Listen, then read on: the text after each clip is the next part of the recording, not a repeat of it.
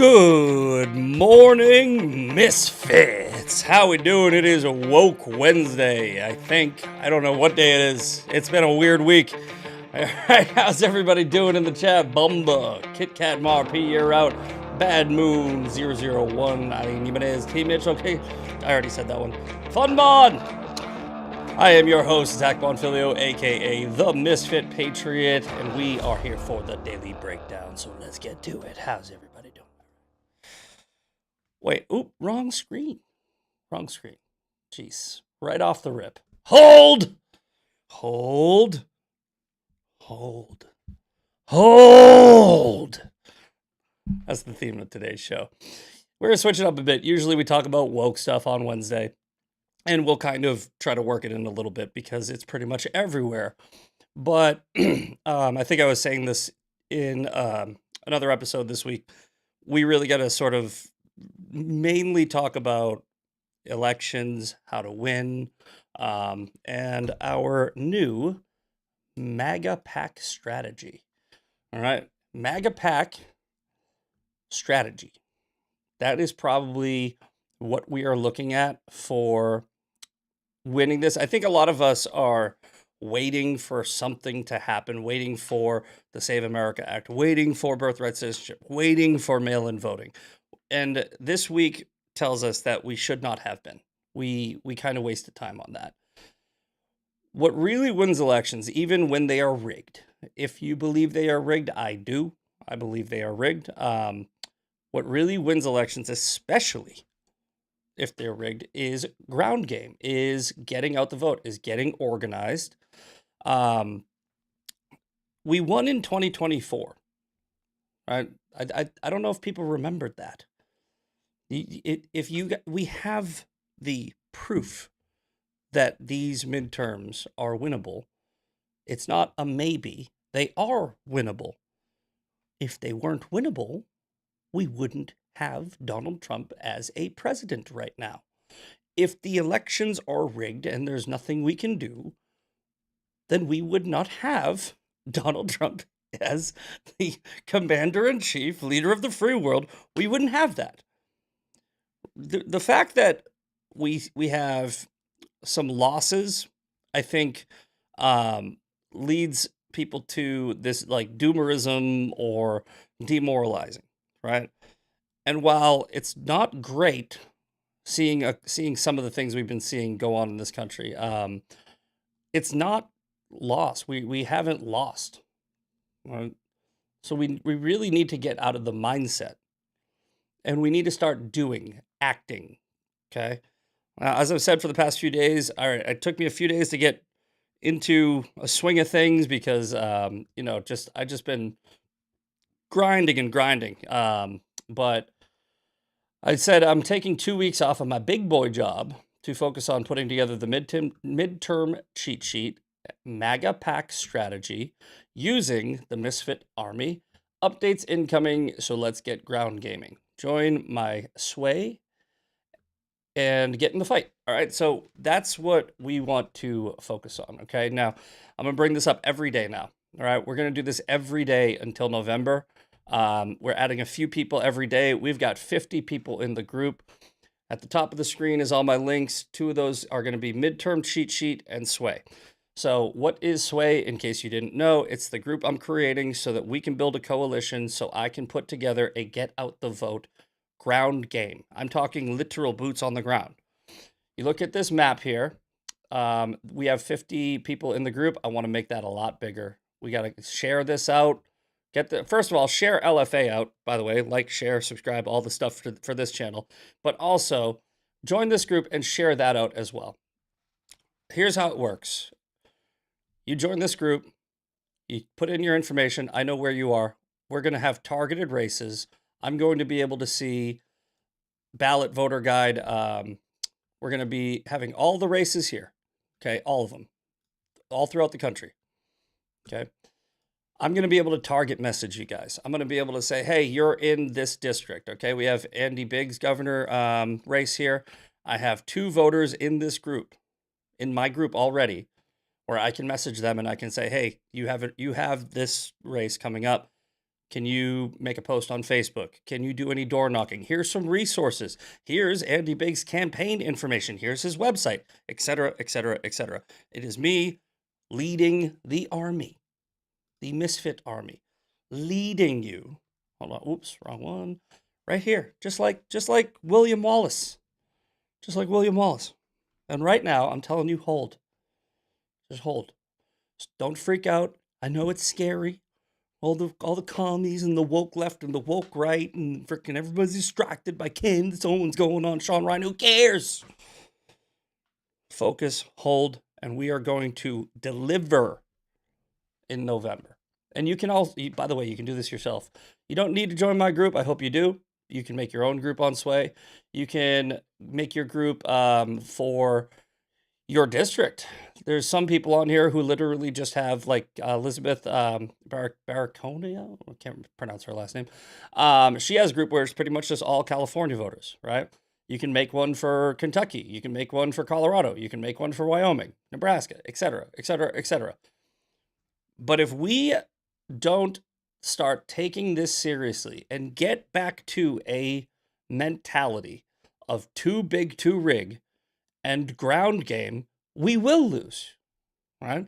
And as I've said many times, if we lose these midterms, I'm not sure if we are going to recover from it, right? If we let this Democrat Party, right, get back in power, they have signaled to us that they are going to destroy the country. They hate this country. This one, right? I'm talking like 4 or 5 years ago. Yeah, sure, they hated the country, but for some reason, they did not destroy it. They tried. We stopped them. How did we stop them? Too big to rig. Right? They thought they had time. They think that this is the final stand. So if we were to give them power, they will do the filibuster. They'll nuke it. They'll do as much damage as they can. They'll consolidate power, and I'm not sure we'll get it back. Even with if Trump can have win after win after win after win, right? He can end the war. He can make gas cheaper. He can make your groceries cheaper. In 2028, if they change the system any more than it already is to benefit them, there's nothing we can. I don't think there's anything we can do. This is the end game now, right? For instance, and I want you to pay attention to one part of this. This is a very long post from Amy Mech on X at Amy Mech, M-E-K. Another DSA candidate just won in Denver, right? And I want you to pay attention to where they're winning, right? Because again, this is not something that you would necessarily need to freak out about in a fair system, right? These people are crazy. Nobody's really voting for them, right? They're consolidating power in their deep blue districts. They're changing their party. We don't have to let them change the country. The Democrat Party this is their battle. So, power grab in Denver. In a stunning upset, 29-year-old radical Melat Quiros crushed a 30-year establishment Democrat, Diana DeGette, in the primary for Colorado's first. She's now the Democrat nominee for Denver seat in the House of Representatives. So this is a deep blue district. She's almost certain to win in November. But remember, guys, I'm not trying to talk to you like children. I think you already know how this works. But just in case there's any morons in here who don't, on the other side, my followers, you're all smart. But them winning a Democrat primary doesn't mean anything if we beat them in the general, okay? Right? That doesn't mean anything. If we beat them in the general, then we get that seat, okay? So all the people that are freaking out that these DSA candidates are winning, we can still beat them. I don't think we will, though, right? I'm just saying, you're swapping out a blue Democrat for a deep blue Democrat. If they beat us, though, that would be crazy. But they're not. They're beating each other. Okay, so we're not going to take this seat no matter what. So they're not gaining anything. They're just getting bluer. If you saw a Democrat socialist win in a purple district, that would be scary. If you saw a Democrat socialist win in a district where they were running against a Republican or something, that would be scary. For instance, the only, I guess you could say, quote, scary, in quotes, right, seat is, what's the guy with the Nazi? Graham Plattner. Graham Plattner won his primary, and he could beat Susan Collins, right? But these DSA candidates, they're not right now.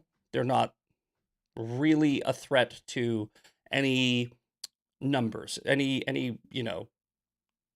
the total numbers. They're not really a threat. They're just a threat to the country. Anyway, who is Melat Kanos? Yeah. It's pretty much just the laundry list of Democrat socialist things. Ethiopian immigrant, socialist agenda, Medicare for all, housing first, universal child care, fund full arms embargo against Israel, abolish ICE, etc., etc. But here's the thing that I want you to pay attention to. She's backed by Bernie Sanders, Hassan Piker. This is a coalition that wants to finish off conservatives. They are organized. This is the lesson to take away from this rise in democratic socialism on the left. The thing to take away from this is not that they're, oh my God, they're a threat to, the House. They are. I mean, but how did they do it? How are they beating their own establishments in their own party? How are they doing it? They're organized. You go to Sway, go to, wrong button. If you go to Sway, you go to Explore, right? What's the top group? Abolish ICE. 6,000 voters in this group. Okay. They're organized. They do stuff like I'm trying to do. I'm trying to beat them at their own game. It's the second biggest group. Allies Against AIPAC. 2.9 thousand voters. That's 3,000 people that can tell 3,000 people can tell 10 friends. Okay, that's 30,000 people. 6,000 people can tell 10 friends. That's 60,000 people. They can change elections. We need to make our group and make our own groups, right? Again, this is just because I'm doing it doesn't mean you can't do it. One person already joined since I've been talking. Whoever you are, thank you. You get it. You get it. We have 51. Okay? We just started this about a week and a half ago, like a week ago, right? I get it. Like, oh, they have more. We can get more. If I keep doing this every day and remind you every day, 1 turns into 2, turns into 3, 50 turns into 100, 100 turns into 5,000, we get the biggest group on Sway. We change elections because we are organized. Stop waiting for the Supreme Court to win this election for you. Stop waiting for an executive order to win this election for you. Stop waiting for John Thune to grow a spine and save this country for you. Take a lesson from what they are doing. They are getting organized. They are getting out the vote. They're beating people in their own party because those people, the establishment Democrats, just think that they're going to win. They're just like they don't have ground game anymore. They go, oh, we've riled up enough people to hate Donald Trump, so whatever. We're a shoo-in for our own party. That's why they're focusing all of their energy, right? The establishment Democrats that keep losing their elections, they are focusing all of their energy on Orange Man bad. They are not paying attention, and these races are getting swept up. If we are focusing all of our attention on SCOTUS and John Thune and what have you, then the same thing's gonna happen to us. We're just gonna get swept up by the woke right. We need a coalition of MAGA, Make America Great Again, patriotic, pro-Christian, pro-life, all the good stuff, in a group telling other people what races we need to win in order to save this country. Okay? The Save America Act would be fantastic. And if we win in November, let's say it doesn't get passed, if this Save America Act doesn't get passed by Thune, if we can win both the House and the Senate and keep power and expand it, it will get passed by 2028. It will happen. But if we just keep up, if we wait for it and we say, okay, well, it didn't happen, it's over, then we give Democrats even one of those branches. I mean, if they have the House or the Senate, it's not getting passed because you need both in order to pass stuff. And if we don't sweep, we're not getting anything done. Everything's going to be based on what Trump can do by himself, and that's not enough. All right, so again, I will hammer this into everyone's head. I will annoy you with it. I will apologize in advance, but I'm going to annoy you with this, right? This is how we do it, okay? MAGA PAC. Motivate. That's what I'm trying to do. Act. Very important. The two A's are the most important. Act and assemble. Right? Grind, achieve, post, call, knock, all of that stuff. We will figure that out, right? Post on your social media. I'll tell you how to do that. I will message you. All right? Call your friends, call the constituents, join other groups, call people, just spread the word. Knock if you have the time. I know everybody's busy. You can join a campaign. You can actually join a campaign. And I will message you and I'll say, here's the info for the campaign. You live in this place. This is their headquarters. Call them, go over there, ask them, hey, can I door knock for you? There you go. We will win this election with too big to rig ground game MAGA PAC strategy. That's how we will win this election. We need to stop waiting for Donald Trump's executive orders or an act of a cowardly Congress to win this for us. We won the 2024 election with all odds stacked against us. We can win this one. It is not over. It's never been over. But I mean, this right here, this is actually if, hear me out, if we do win in November, what's happening in the Democrat Party will destroy the Democrat Party, right? If we can win in November, right, their party is now in their own little civil war. And if they spend all their time trying to beat us up until November, and they haven't been dealing with their crazy radical wing, who's now effectively engaged in a coup, right? They're going to be split, and 2028 will be even easier because they will now be like, okay, we won in 2020, we lost in 2024, and we lost in 2026. We have to fix this problem. They will spend the next 2 years after the midterms trying to fix the problem in their own party instead of trying to beat Republicans in 2028, which sets us up for Donald Trump's successor and the continuation of the MAGA agenda, Agenda 47, which is going to take more than 4 years to get done. This can go either really, really good or really, really bad, but it will only go really, really good if we get our head in the game. Treat this bigger than the 2024 election. It's because it is. It's more important. For now, hold. I'm going to be working right now. I'm taking 2 weeks off. I'm not going back to work until I finish this. I told my next job, I said my first availability will probably be on the 13th or the 20th. I am going to get the midterm cheat sheet completely done, which is right here. This is just a rough, this page is basically useless right now, but give me a week, that'll be done. We're going to build the Sway army, the Misfits army.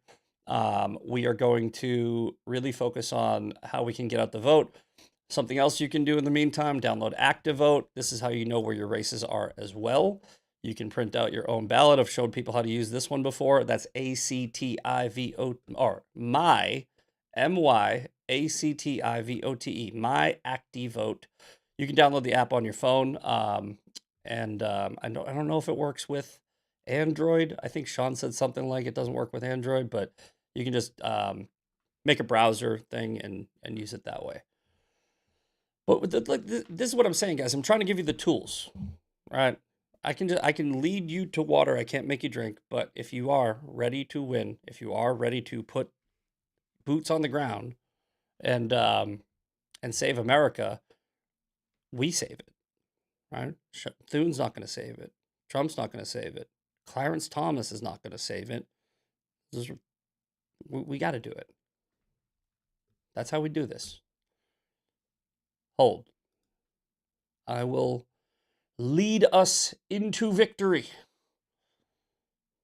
To freedom! And then I hope I don't get drawn and quartered at the end like William Wallace, because that was depressing. Okay. So, on top of the theme of the day, which I usually on Woke Wednesdays, I will make it about some woke behavior. We're changing it up because more important. On top of that, we do also have the Daily Breakdown, hence the name of the show. I go on the internet, I type in the word news, we break it down, the Daily Breakdown. Get it? Wink, wink. So, we just talked about this, but from NPR, in the Colorado primaries, a Democratic socialist wins. Bennett's governor bid ends. Again, to reiterate, if we show up in November and we keep the House, the Senate, and expand them, this is horrible for the Democrat Party. It's absolutely horrible for the Democrat Party. If they don't have these radicals in Congress with any kind of power at all, because Hakeem Jeffries will fold to them and start giving them committee assignments, he will consolidate power, they will try to consolidate for 2020. If all that fails, then the Democrats are going to be basically spending a very long time trying to, they're going to be dealing with these people the same way we were dealing with Thomas Massie. Does that make sense? And we have something for Thomas Massie today. But I mean, do you get it? It's like their party will be split. The Democrats have had this hive mind mentality of governing, right? Like they literally all vote together. They all had the same just sort of robotic NPC. Yes, we'll do whatever the party says. They're now going to have some people in the party that will be going against the establishment. So they'll be going against the leader, or they'll be trying to.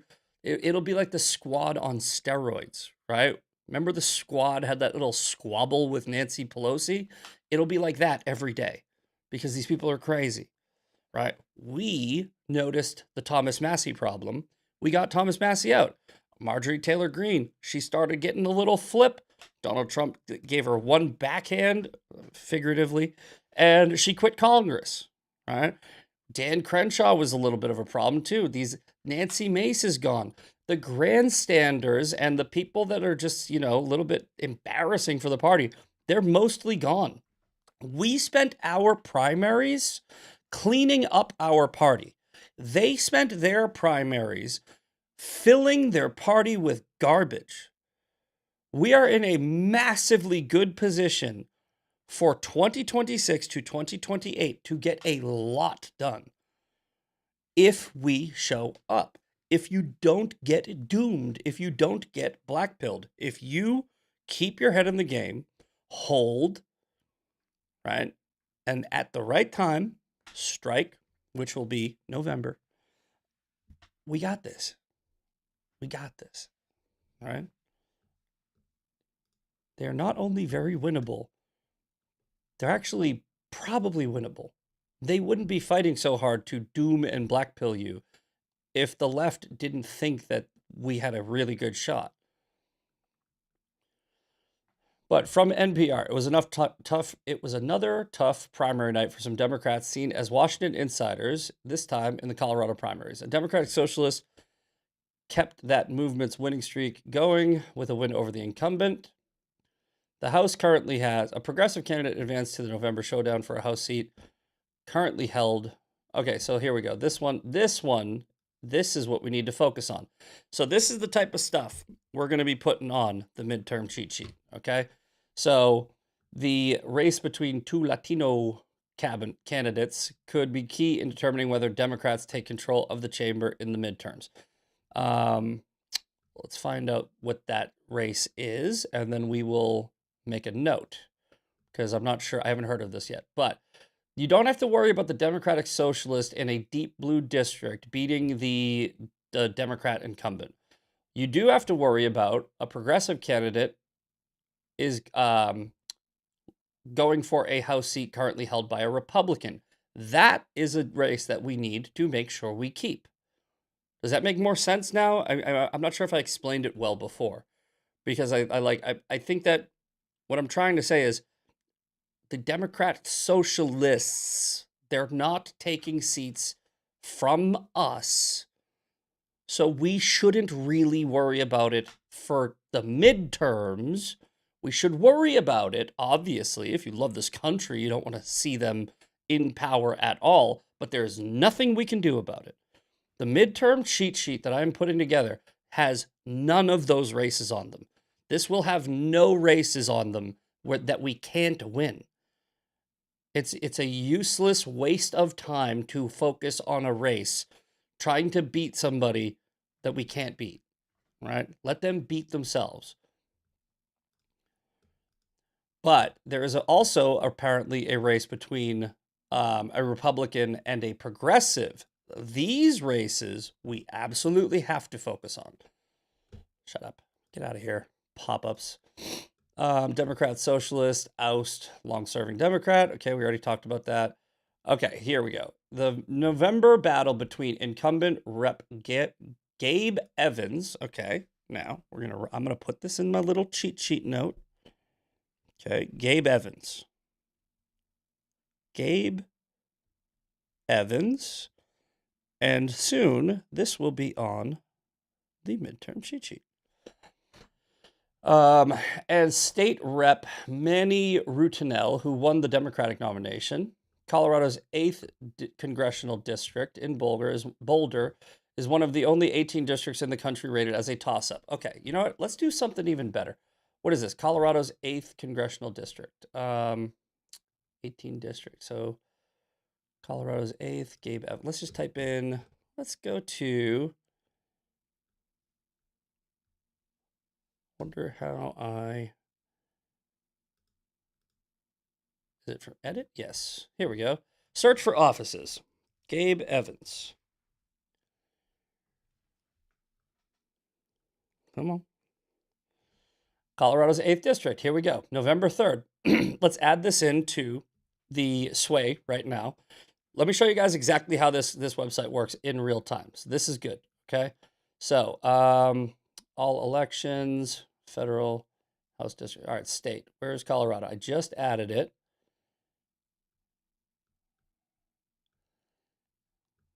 Okay, now view. Oh, here we go. View. No, oh, it says no, excuse me. It says no candidates yet. Check back closer to the election. Okay, so they're probably going to update this and the candidates will probably be there. Once the candidate does show up there, I am going to check Gabe Evans.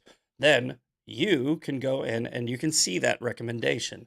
Then I get to go in and see, yeah, so Evans County Sheriff. Okay, so let's go done. We'll come back and we'll do that. Now I'm going to go to, oh, look at this, guys. I have no voters in Colorado. 55 voters, by the way. That's 5 people have showed up since this. 5 people have signed up since I started talking. This is why we're going to do this every day. But look at the map here. I have no verified voters in Colorado. I can't help, right? If I don't have verified voters in Colorado, I can't message anybody and say, get this onto your Facebook local groups. Go out, here's Gabe Evans's information, here's his office, here's his website, share this on your Facebook, share this on your X. This is how we win elections, and I have nobody in Colorado, right? So, this is why you need to sign up, this is why we need to build this army. I have the control panel for American races right now, And I only have 55 people in here. So we're going to grow this, and you're going to help me. Deal? Deal. But yeah, now if you go here to show all guides, see all 12 races. I don't know why. I'll have to play with this. I'm going to get rid of my Texas ones here because I put this in when I signed up because these are my races. But I really want to focus on really just sort of House and Senate. All right. But I think you guys get the point. So one of the 18 districts, we're going to be putting all of the toss-ups on the midterm cheat sheet. We're going to be putting all of the swing districts on the midterm cheat sheet. Well, not all of them, but we're going to have there's about 18 to 25 races. There's 18 districts that are toss-ups, okay? So that's why there's going to be a minimum of 18 races on the midterm cheat sheet. The 18 toss-ups will be there. And then there's about, I would say, between 5 and 10 races that I think, based on research, we could show upsets. But I'm not going to be putting up races where it's like, okay, there's the Republican is polling at 23% against the Democratic Socialist, and I'm not going to put that up there. Right? We don't need to worry about that race. We don't need to focus on that race. I'm in Colorado, don't love Gabe. It doesn't matter if you don't love, hold on. All right, Star Spangled Savage. Love you, right? Love you. I get what you're saying, okay? I get what you're saying. I'm not trying to yell at you or chastise you here publicly. I'm just saying, get that mentality out of your head, okay? You don't have to love Gabe. Do you love America? Because if you say, I don't love Gabe, so I'm not going to, no. Put your feelings aside. You have a choice between a Republican and a progressive leftist. You have a choice between somebody who will probably go and try to vote with the party and save America, pass the Save America Act, or a progressive that will be taken over by the Democratic Socialists, and that party will all turn into Democratic Socialists. So again, put your feelings aside. The primaries are over, okay? That type of mentality is pre-primary mindset, okay? Look, this is important. I want you to really pay attention here because this is the best advice I can give you. We do not have to like our candidates, okay? We do not. But if they are our candidates, right, we have to either vote for them or not vote at all. But I think that we are at a hold your nose moment where you don't just go, okay, well, I mean, I don't really like him, so no, I didn't like Thomas Massie. Okay, I would never vote for Thomas Massie in a general, in a primary, never, right? But I liked Ed Galrain, so I decided to beat Thomas Massie in the primary. Right? That's what I messaged. I go, hey, let's beat Thomas Massie in the primary because I don't like Thomas Massie. Okay? You get it? After the primaries, I don't like this candidate, that's not a messaging tool at all that we use at all anymore. If you don't like him, stay home. But don't start saying don't vote for him. And I don't know who that Gabe guy is. But I doubt he's as bad as Thomas Massie. So it wasn't exactly a one-to-one comparison. Guys, ground game. Strategy. Right? Strategy. Stop being picky.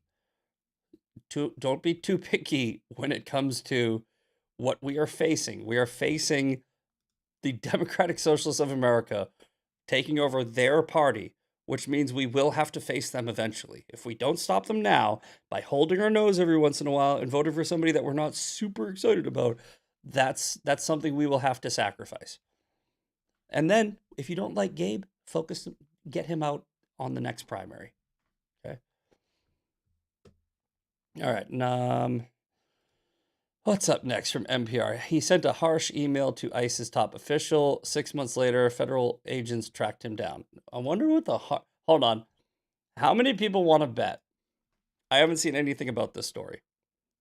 How many people want to bet that It wasn't just a harsh email. How, how many people want to bet that this headline is clickbait and rage bait, right? Where it's actually, it wasn't just a harsh email, right? I've known nothing about this story, but there's a picture of a guy with his daughter, and the headline is, he sent a harsh email to ICE's top official. 6 months later, federal agents tracked him down. Okay, let's find out. David Striever was on vacation in Finland with his 7-year-old daughter last week when he noticed the doorbell camera back home had captured some unusual footage. What he could see looked like 2 law enforcement agents. Striever didn't grow concerned about it until they learned about their visit from his wife, who is an Episcopal priest. She encountered the pair late on the afternoon when she was arriving home. The agents were from Homeland Security Investigations, part of the U.S. Department of Homeland Security. They were looking for David Striever. They told the NPR agents it was about an email he may or may not have sent threatening Todd Lyons. Okay. All right. Quote, his wife said, he wouldn't have sent that, she recalled telling the agents. The agents asked Striever to tell her husband to call them back. It said, warning notice, you may be in violation of federal law. Describe the federal laws, blah, blah, blah, civil liberties. Okay. While Striever relayed the agent's message to David, he was puzzled. I've never made a threat against anyone. I'm not a violent person. He did remember a strongly worded note he had sent to Lyons' government email address in January, right after a federal immigration officer fatally shot 2 people in Minneapolis. Okay, it's getting better. In the email, Striever, a former journalist who now works in the tech industry, warned Lyons that his own conscience would torment him in the future for his actions and compared him to a Nazi official. Okay. One powerless citizen yelled into the void with a stern email to the former director of the agency 6 months ago, and now there's agents at his door. I would need to read this letter. I don't think that this letter was just a strongly worded letter. All right, I want to see, did the FBI, or sorry, what is it, who did he send the email to? Todd Lyons? DHS. Okay. So I wonder if DHS is going to release this letter, because that would probably settle this once and for all. The emails the email he sent had the subject line, "What's next?" Striever called Lyons a monstrous human being and predicted the ICE leader would go down in history as America's Reinhard Heydrich the Butcher. Okay. The way you are protecting the obvious execution in Minnesota, even as we see the videos, will lead to your downfall. Even Trump will turn on you before the end. You will be a sad, despised man who eats himself alive with shame of your own pathetic weakness. Okay, so it looks like we do have the letter. You will never know peace. You will seek to lose yourself to escape the burden of knowing the truth. This guy was really put some thought into this one. You will lose yourself to escape the burden of knowing the truth about yourself. But here we go. But wherever you go, you will find yourself. You will torment yourself. And, all right, that's actually not. Civil liberties advocates say Striever's email is not a threat. A threat is a serious expression of intent to commit unlawful violence. I didn't see anything in there that's a technical threat. At the bottom of the form, it said, receipt of this notice will be taken into consideration. Should you wait a minute. There's the threat.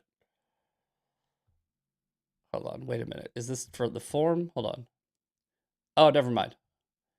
Let's identify the email, which is reason to believe.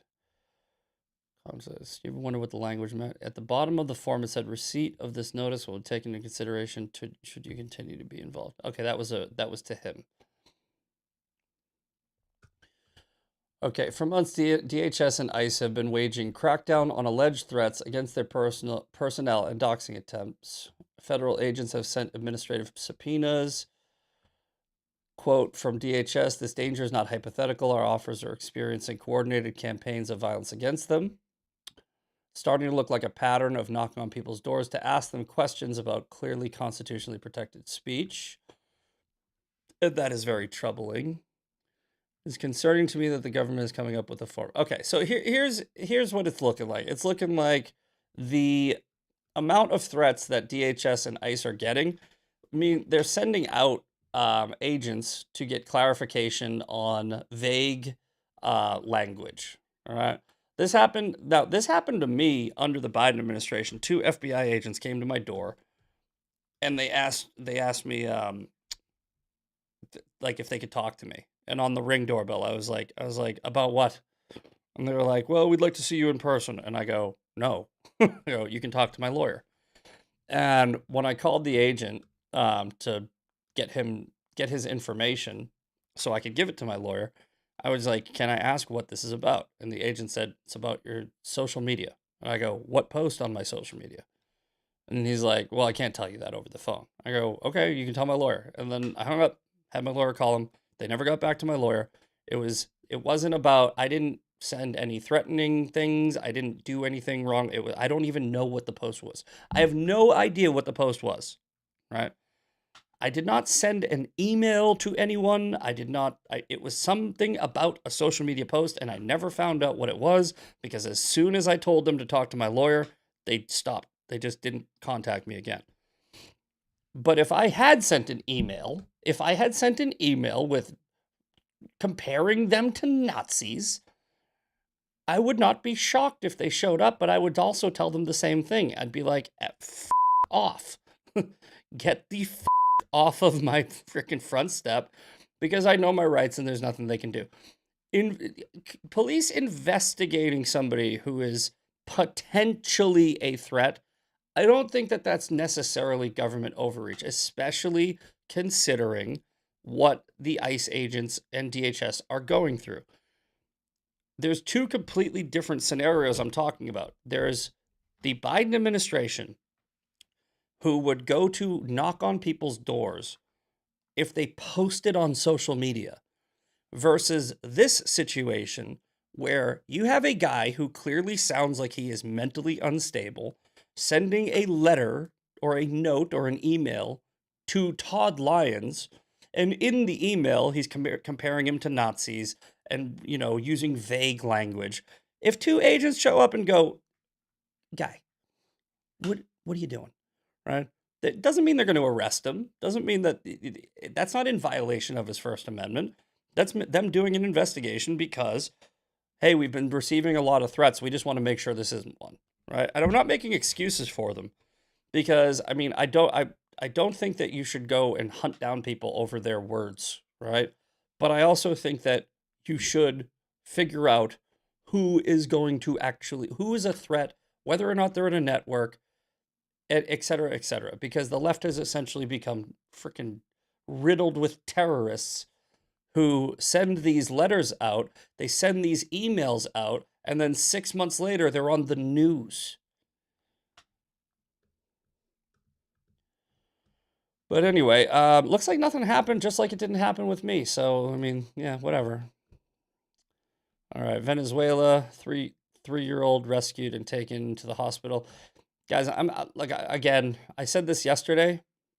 This is a terrible tragedy, but I'm not giving it too much energy. We got way, way, way more important stuff to worry about. We have to keep focused.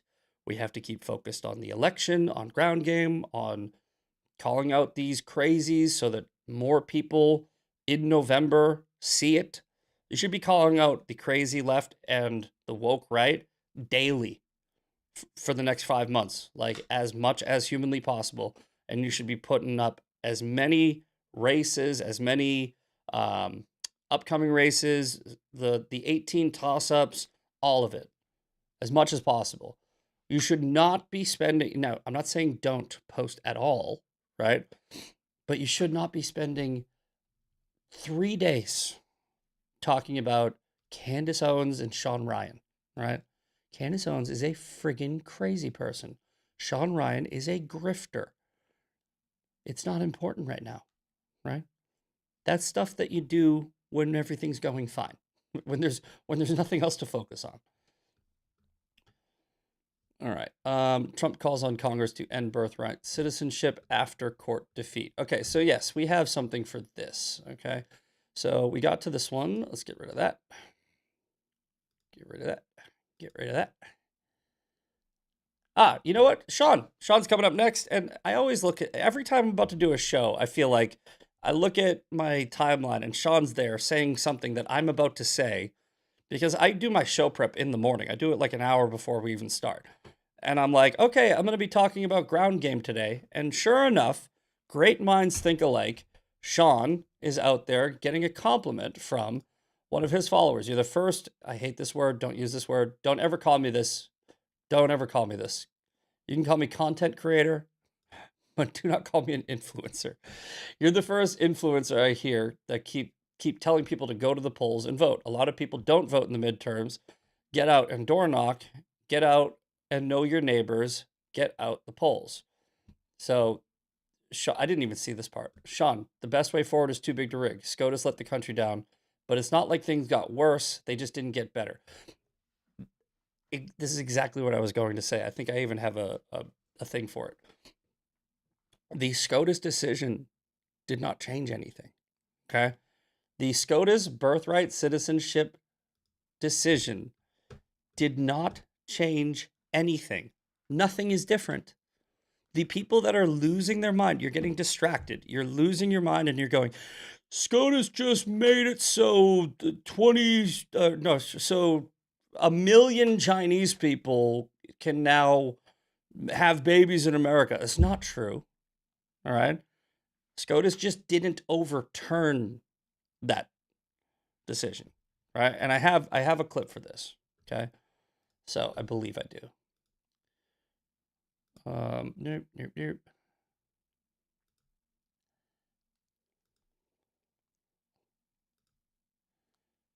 Thought I did. Is it this one? Oh, here we go. Sorry. So I hate to call it birthright citizenship. It's fundamentally a loophole that now exists in our immigration system that rewards illegal aliens just because they have a baby in the United States. There are a number of things that we're already looking at in the administration, Laura, to try to close down that loophole. So he's calling it a loophole, and this is how many people, we've got a graphic to show how many people benefit from it every year. 260,000 babies every year are given automatic U.S. citizenship who have parents that are not citizens or lawful permanent residents. When it goes to the birth tourism citizens, that is 20 to 26,000 per year. Okay, so you hear what he just said? Yes, 260,000 anchor babies every year. That's not good, right? We need to do something about that. That's why we need to win in November so we can actually make a law, right? SCOTUS did not overturn the law. We need to change the law. We need to stop looking at SCOTUS to solve these problems. Their job is to interpret the Constitution. We have 3 liberal justices that don't care about the Constitution. We have Amy Coney Barrett, who for some reason keeps on voting in a way that we don't like. So stop thinking that that is the solution, right? Vote in people who will change it. However, you just heard him say it's not 260,000 for birth tourism, because the message you're going to see online is the SCOTUS just made birth tourism. That's 26,000. Still a lot, still a problem. But you're getting people on our side who are trying to make this like the end of the world. Nothing changed, okay? Too big to rig worked in November, in 2024. It can work in November. Stop messaging like it's game over because we still have a thing that we had. All right? Like, again, I think it's bad. Don't get me wrong. I'm not downplaying it. I am, however, saying if you are messaging this like something new just happened, right? It didn't. Nothing was overturned, so nothing has changed. Justice Samuel Alito, who is not retiring despite an erroneous NPR report yesterday that he was, says this is one of the most important decisions in the history of the court, and in my judgment, the court has made a serious mistake. It was a much better day for the Trump platform regarding trans athletes. The president. Yeah, okay. So, yeah, and Trump said, "Hey, I'd like to congratulate Xi Jinping on the birthright citizenship thing." And he's right. But look, I don't know much about Mark Lamb. I think he's fine, but he does make a good point here, okay? The 14th Amendment was written to protect freed slaves, not reward illegal immigration. The Supreme Court got this one wrong. Congress has the power to fix it, right? Send me to Washington and I'll get it done. That's how every single candidate should be running right now. This is how you run, and hopefully he means it, and hopefully he actually follows through with it. But we can't fix this problem by bitching about the Supreme Court not overturning something. We can fix this problem by shaking it off, right? Dusting ourselves off and get back to ground game. Elect people like him and whoever, anybody that says they're going to vote on overturning birthright citizenship, anchor babies. There's ways to do it. Because this is what we're facing here, all right? I could play the volume, but Yo soy guatemalteca con mucho orgullo. Primero. I don't understand that, so I don't care. I'm just going to read the Libs of TikTok quote. "I am a proud Guatemalan before I'm an American." That's the Democrat Party now. All right, they hate this country. They don't care about America, right? This is Congresswoman Delia C. Ramirez, all right? And guess where she is? Illinois, all right? These are blue districts. They are taking over the Democrat Party. The Democrat Party is dead. We don't have to worry about that. We have to worry about our party, right? We have to beat the candidates in that party. In the toss-ups, in the deep blue districts, we can't worry about them, right? Let them ruin their own party while we consolidate our efforts in purple, swing, toss-ups, and let's expand the majority. That's how we do it. We also have a lot of wins that, like, a lot of people are sort of forgetting the wins that we already do have with redistricting. We already have the redistricting battle that we did really good in, and we have the primary battle that we did really good in. We cut a lot of fat out of the party, and we expanded our seats. So this is not over. Don't doom and gloom just because SCOTUS didn't do something. Get your head in the game, focus on ground game, and let's win this thing. We'll worry about birthright citizenship after November. It's over. It's nothing we're going to fix from now until November. Keep it in the back of your mind, though. Not important right now. Not important right now.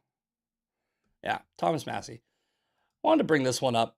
This guy, and just like what I was just saying, right? Thomas Massie is the Democrat socialist version of the right, where he was creating problems in our party and trying to take over the party and create some radical wing of it for some takeover. And we stopped him, right? We don't make the same mistakes the left made. We don't enable the crazies in our party. We primary them and we get them out. So this, anything Trump does now, Thomas Massie is just against. And I don't know if I'm for or against this, but I do find it interesting that every time Trump says something, Massie's like, bad. So the restrictions for the, I guess, like spending, I think it's this article right here, or this AI breakdown right here.